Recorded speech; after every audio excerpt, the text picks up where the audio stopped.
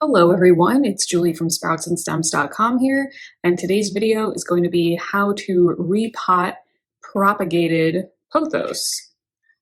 It's a nice big leaf right there.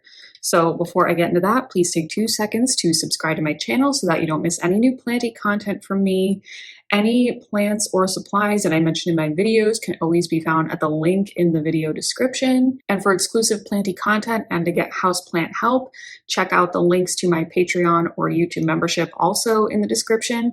And now I'll get into the video. I was looking in my analytics to see what you guys would be interested in hearing more about, and right up at the top, how to repot propagated pothos. I was kind of thinking, oh, that's like pretty like specific, but then I realized that in any of my propagation videos, I don't think I've ever shown like the repotting part because I'm always propagating on the fly and the roots aren't there yet. So I'm sorry that I've never shown you that. I hope this video will provide some clarity. So I have here a golden pothos cutting. Ew, it's dripping. This was given to me from a friend a year ago, more than a year ago, and I've just kept it in water this whole time. So we have some nice juicy roots. I just wanted to show you the nodes, because you can see how roots are coming out of each node. So like you have aerial roots here, and then you had one that was kind of an aerial root and it transformed into a water root. Same thing on this one. This one was probably mostly a water root. And then here on the bigger node where the stem kind of splits, there are even more chunky roots. So when we propagate, we need to make sure that there are nodes, at least one, but preferably more than one, on the cutting, because this is what happens. New roots grow out of the nodes. And now it's ready to repot. You don't need to wait until the roots are this long to repot your pothos or any plant. I like to wait 2 to 3 inches, usually on the side of 3-ish inches to repot. I'm going to use this pot. Preferably a pot with a drainage hole is best, but I want to use this pot. So this is what we're using, and because pothos like to remain moist anyway, I'm less concerned when it comes to like overwatering pothos. I'm just going to use a regular houseplant potting mix. Miracle Grow has nothing to do with this video. I just use Miracle Grow or whatever other standard houseplant potting mix is in the store. So this is what I have right now. You can add more things to it, like perlite for more drainage, or you can turn it into an aeroid mix and add like some bark and charcoal and all that stuff. But honestly, an indoor plant potting mix is fine as it is. And we're going to keep it super simple today. Prepare for surgery here. I'm going to do this on the table so I don't get it everywhere, but I'm just taking a handful and putting it in the pot. I filled it up about halfway. Now I'm going to add a little bit of water because I like to repot in moist potting mix, just like lightly moist. Handy dandy chopstick. And just kind of mix it around a little.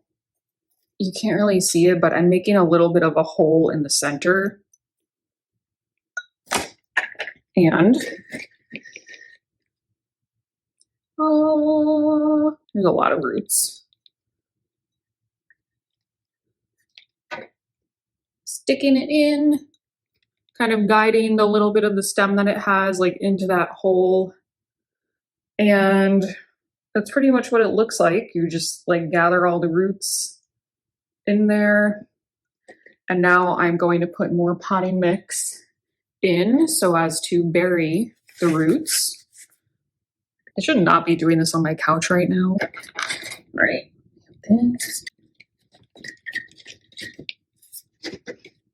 All right, so cutting is planted, potting mix filled. You can see how I explained these are aerial roots. Those aerial roots are kind of sticking out and then rooting themselves back into the soil. Now I'm going to water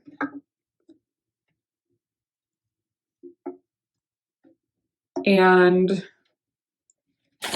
as your roots are growing, when you first propagate them, if you're propagating them in soil already and not water, you want to keep the soil moist at all times because moisture is helpful for root development.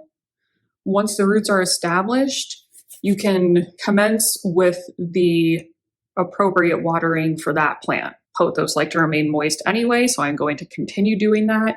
But if you had a plant that wants to dry out, then once you pot it up and the roots are established, you can continue with that species appropriate watering. Also, sometimes, okay, yes to everything I said, but also if I'm moving a plant from water into soil, regardless of the watering situation for that plant, I like to keep it moist for like a week or so after that anyway, because the water roots are used to being in water. And to just move them automatically to like dry soil could be a little bit of a shock. Keep it moist for a little bit for the first like shock period, then continue with normal watering. Okay, but that is it. I officially have. Do you guys consider, actually, if you could comment down below, that would be great.